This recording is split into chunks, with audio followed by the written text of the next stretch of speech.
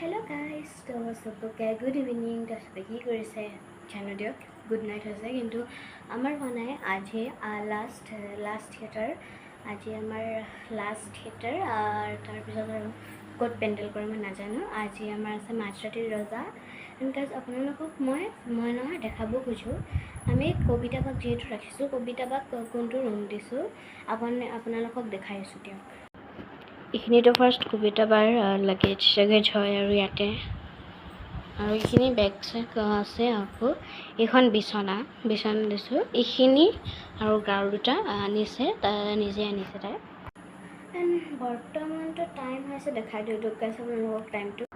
চ' বৰ্তমান টাইম হৈছে 9:31। তো গাইজ আমাৰ যোৱাৰ টাইম হৈছে, চব ৰেডি। খালি মা ৰেডি হৈ আছে। মই খালি এইখিনি দেখাবৰ কাৰণে আপোনালোকক মই ব্লগিংটো ষ্টাৰ্ট কৰিছিলোঁ আৰু অকণমান ক্লিপছ দিম দিয়ক আপোনালোকক মাঝৰাতিৰ ৰজাৰ। এণ্ড গাইজ চৰি হা, মই যে আগতে মাঝৰাতিৰ ৰজা আৰু কিবা কিবি যে মহাভাৰতৰ শেষ অধ্যায় সেইখিনি মই চোৱা নাছিলোঁ। মই সেইখিনি আমাৰ মামাই ষ্টেটাছ দিছিল, যিহেতু আমাৰ মামাই জানি কমিটিৰ লগত জড়িত, সেইকাৰণে মামাৰ পৰা ছেভ কৰি মই ইউটিউবত দিছোঁ। মই চোৱা নাই, মই আমাৰ ইয়াতে গাঁৱত আহোঁতে মই চাইছোঁ।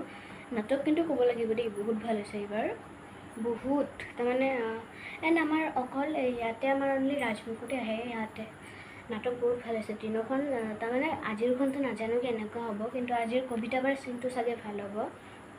কবিতা বাই কৈছে মোক আজিৰ চিনটো বহুত ভাল হ'ব। আজিহে মেইন কবিতা বাৰ চিনটো, যি এটা দুটা চিনত উঠিব সেইখিনিহে।